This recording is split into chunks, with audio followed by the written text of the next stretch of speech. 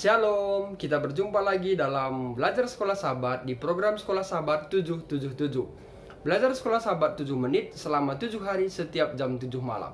Kami berharap pemirsa tetap mengikuti kami dalam Belajar Sekolah Sahabat 777. Bila saja pemirsa memiliki kendala saat pencarian video kami di YouTube, pemirsa boleh ketik dengan kata kunci pencarian Sekolah Sahabat 777. Dengan itu, saudara dan saudariku lebih mudah menemukan video kami setiap harinya. Saudara dan saudariku dalam nama Tuhan Yesus, kita telah tiba di pelajaran pertama di tahun 2022 dengan judul buku Pada Hari-Hari Terakhir Ini, Pekabaran Kitab Ibrani, yang ditulis oleh Felix H. Cortez Valles. Pelajaran ke-1 dengan judul pelajaran kita, Surat untuk Orang Ibrani dan untuk Kita. Pelajaran sekolah sahabat kita menyajikan beberapa ayat-ayat yang penting. Ibrani 2, 3 dan 4, 1 Petrus 4 ayat 14 dan 16, Ibrani 13 ayat 1 sampai 19 dan pasal 13, 1 Raja-Raja 19 ayat 1 sampai 18, Ibrani 3 12 sampai 14, Bilangan pasal 13. Ayat hafalan mengatakan, sebab kamu memerlukan ketekunan supaya sesudah kamu melakukan kehendak Allah, kamu memperoleh apa yang dijanjikannya itu. Ibrani 10 ayat 36. Mari kita berdoa. Bapa di sorga, terima kasih. Saat ini kami kembali belajar dari pelajaran sekolah sahabat. Urapi kami dengan kuasa Tuhan, agar pelajaran yang kami pelajarin di kuartal pertama ini di tahun 2022 akan menuntun hidup kami untuk lebih dekat bagi Tuhan. Ampunkan kami dari setiap kesalahan kami. Dalam anakmu Yesus kami berdoa dan mengucap syukur. Amin. Saudara dan saudariku dalam nama Tuhan Yesus, kutipan sekolah sahabat kita di sahabat pertama mengatakan demikian. Pernahkah Anda membayangkan seperti apa rasanya mendengar Yesus atau salah satu dari para rasul berkhotbah?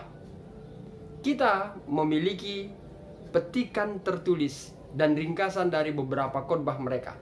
Tetapi ini hanya memberikan gambaran terbatas tentang bagaimana rasanya mendengarkan mereka. Tuhan bagaimanapun memelihara dalam kitab suci setidaknya satu khotbah lengkap bagi kita.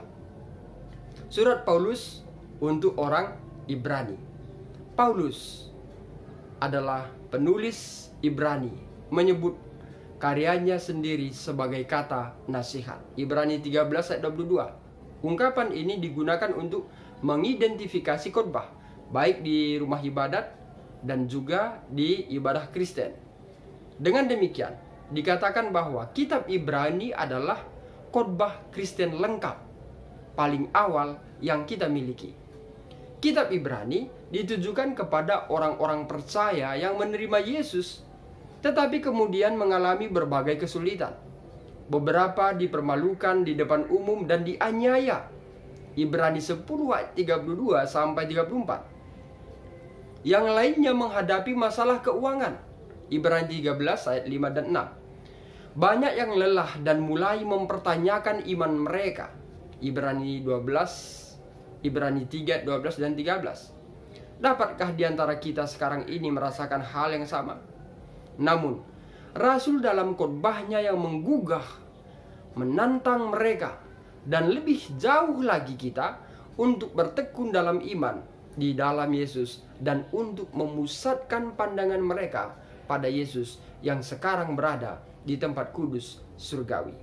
Saudara dan saudariku di dalam nama Tuhan Yesus, kiranya pelajaran sekolah sahabat yang kita pelajari di sahabat petang untuk pelajaran pertama di tahun 2022 menuntun iman percaya kita untuk lebih setia bagi Tuhan.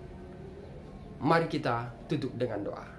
Bapa kami di sorga, terima kasih kami sudah belajar dari pelajaran sekolah sahabat di pelajaran pertama di sahabat petang tahun 2022. Kiranya apa yang kami pelajari menuntun iman kami untuk lebih setia hanya bagi-Mu saja.